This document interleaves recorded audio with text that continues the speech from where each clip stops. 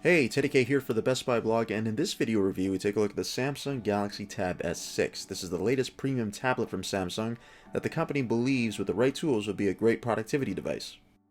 Samsung is back with another tablet, and the Galaxy Tab S6 is not a successor to the Tab S5e, which came out earlier this year, but actually to the Tab S4 from last year. And the reason for that is because this is supposed to be a productivity device as much as a consumption device. And the S Pen support is the biggest reason why, along with the keyboard, which comes sold separately. When you put them together, Samsung thinks that it has something to offer you to get the job done.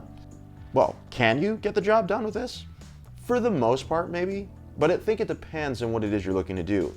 If you need a pen, or you like the idea of using a stylus, and you like the idea also that the stylus comes with the tablet, okay, yeah, maybe. I mean, the S Pen does have some really neat features, and some of the stuff that we've seen that was introduced in the Galaxy Note 10 are now in this device. So, if you'll remember, there was where you use the gestures to control things like the camera, or you can skip a track when listening to music, things like that, or even with YouTube. Those are mostly in this as well. Are they really useful from a productivity standpoint? Not particularly, in my opinion. No, I think more so the pen is useful when it comes to actually using the pen for something, whether it's writing or drawing or doodling or jotting down a note, something like that, or accessing certain apps that you can with the pen as well. Yes, there is some merit to that, but really, I think it really just depends on whether you can go beyond that to use this as a productivity device. Now, what I mean by that is that beyond the pen, there's the keyboard. Now, the keyboard does not come with the device, so you do have to spend extra to get it. And it's not a keyboard where, well, it's not full size, first of all, so there's that side of it. It's going to be a little tougher to type on. I mean, when you're coming from a Chromebook or a laptop, or a Mac, whatever it is, a regular laptop, or even a larger tablet that has a full-size keyboard, it is a little tough to get used to this one, especially if you're doing a lot of word processing. And that was how I felt with this one. I never felt truly comfortable typing on it. It's not a bad keyboard, it's just that it's not a great one either. So what I ended up finding in using this is that it really was a great consumption device more than anything else. Watching video on this was really nice. I mean, I really liked it. And I love the battery life. I mean, the battery life, I was getting over 10 hours easily, if not over 12 in some cases. So I didn't have an issue with that either. I mean, I could watch a full season of a show and probably get away with it on this thing. So there's a lot of advantages, interestingly enough, when it comes to just enjoying something that you want to watch or something you want to do. Most apps run really well on it, simply because the internals are so good.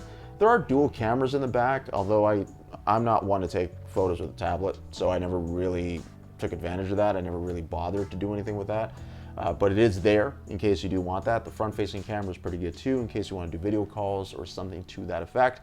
So there are a number of tools and pieces that work, but the main sort of focus that Samsung was trying to put across here to make this a different type of Samsung tablet, I don't think fully got there. But the key to me, I think, is still the pen. And if you want a stylus and you want to use a stylus for any reason on a tablet, like you really get something out of it, this would be the way to go. The Tab S5e doesn't have that kind of support. So there's a huge differentiator between the two, and the battery life is a huge differentiator between the Tab S4 and this device.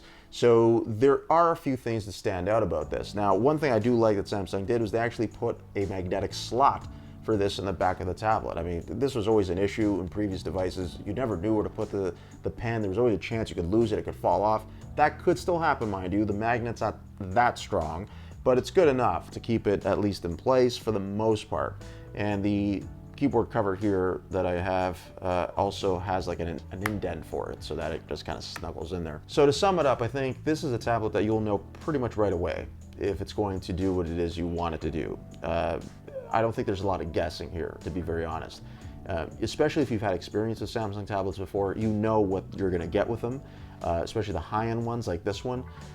But this is playing in the ballpark of like a Pixelbook Go or even an iPad Pro, some Surface devices from Microsoft. So it's in that sandbox, and that's a tough place to play.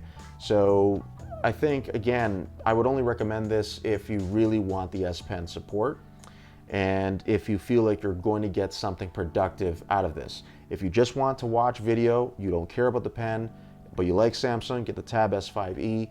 If you're looking for something else, you're not really beholden to any particular brand, then look elsewhere if you feel like the pen's not enough. And that's my review of the Samsung Galaxy Tab S6. For the Best Buy blog, I'm Teddy K. Thanks for watching.